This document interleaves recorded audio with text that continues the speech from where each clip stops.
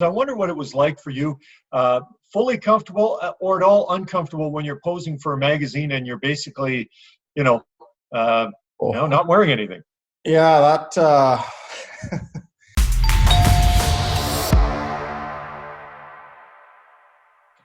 Well, great to be joined for another at-home segment with Evander Kane. And I tell you what, Evander, if anyone looks at home right now, it's you. You've got that great big chair, nice window in the background, trees outside the windows. I wonder what it's been like for you to be back home in Vancouver after, of course, playing in San Jose. yeah, it's obviously it's been different. We to be honest, obviously our season probably would have been over at this time. But it's been difficult for me, just like many around the world. So obviously tough times, and I'm here with my parents who are kind of in that age range of being affected, and so you kind of got to be extra cautious.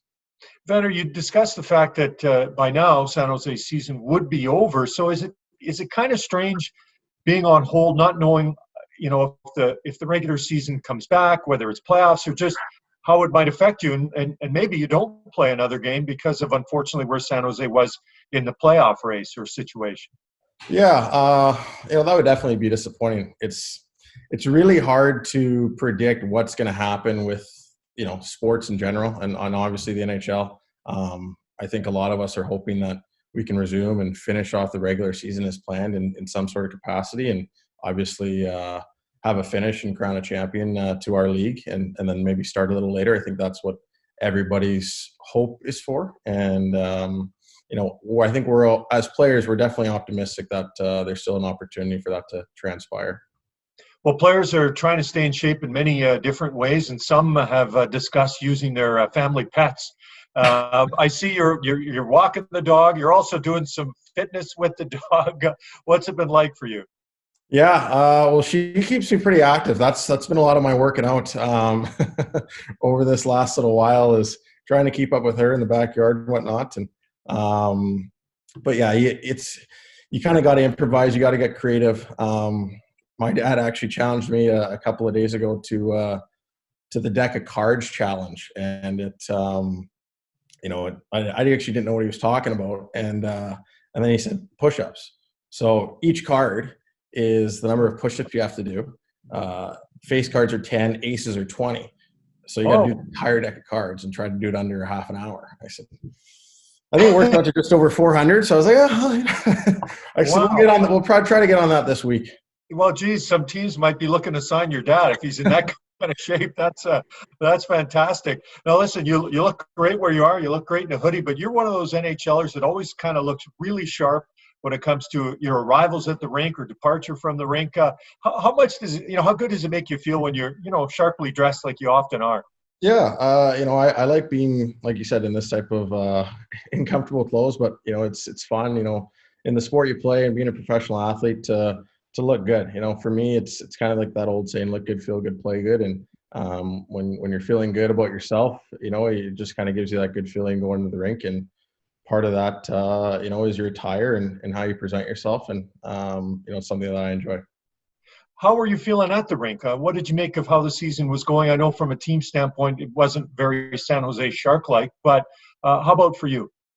Yeah, I mean, it was similar to how our team kind of performed. I thought we had spurts, especially early on. We got off to a really bad October, really dug ourselves a deep hole. But to our credit, we battled back in November. I think went 11-3 or something like that, and got ourselves back in the playoff hunt. And we just couldn't find that consistency for whatever reason, that cohesiveness that we do normally have. And personally, I thought there was some lulls to the season for me, but like I said, I think each and every individual in that room would tell you they can be better, and I'm no different with that.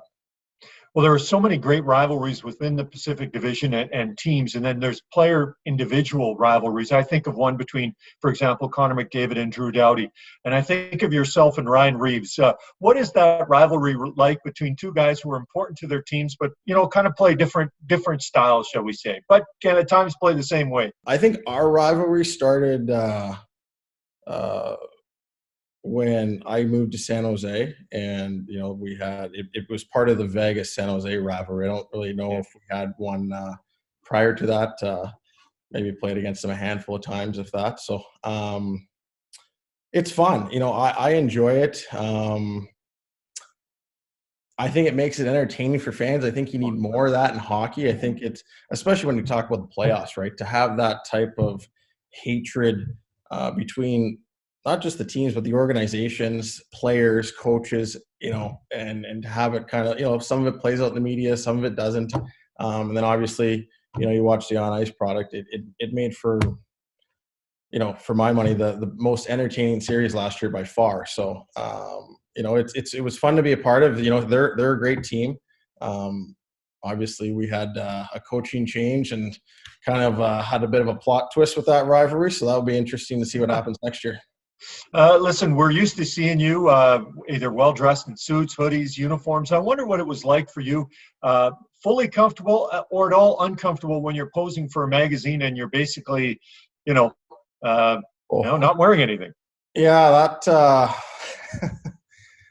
Well, my wife was there, and a couple of my buddies were there, and oh boy, and it was interesting. It was definitely not the most comfortable I've ever been, especially for the first couple of minutes. They're doing makeup, they're doing some body makeup stuff, and it definitely took a little bit of time to get comfortable. But there was probably, I'd say, 35 people with wow. the set and all the production that went into it, staring at me. So I said, well, once they've seen it, there's nothing to be shy about anymore. Well, I would say you're one of the engaging, outgoing, and personable players in the National Hockey League. We get to see not only how you play, but who you are. But when you were a kid, what were you like? I would say pretty similar. I enjoyed. I loved hockey. Hockey was number one. I remember, playing with my dad at the elementary school I lived by, 3 doors down from our house, and he'd come home from work, and I would be begging him to go play ball hockey. At like 9 o'clock at night, he'd put on the goalie pads and play. And I had 2 younger sisters, and we all shared a room until I was 19 years old. So I was really close with them. And the games we would play and create, when we were supposed to be in bed sleeping, we're playing and fooling around. So I was very outgoing, very energetic, big dreamer, but very, very similar to how I am now, to be honest. I think I enjoy life, and grateful for where I'm at right now. Well, you're living out your dream thanks to having them when you were a kid, and also back then, being from Vancouver. Were you a big Canucks fan, and you got a chance to meet Trevor Linden, Marcus Naslund? What was that like for you? Yeah. Well, when I was growing up, Mark Crawford's son, Dylan, he was actually our backup goalie on the team I played on at the North Shore Winter Club. So we got to participate in the Canucks skills competition. And that was awesome because that was my first time ever really interacting with, obviously, NHL players. And I remember, I think you're probably referencing that picture. I was sitting in between Trevor Linden and Marcus Naslund, and I was so nervous and so shy. I don't know if I said a word to them, but or asked them a question.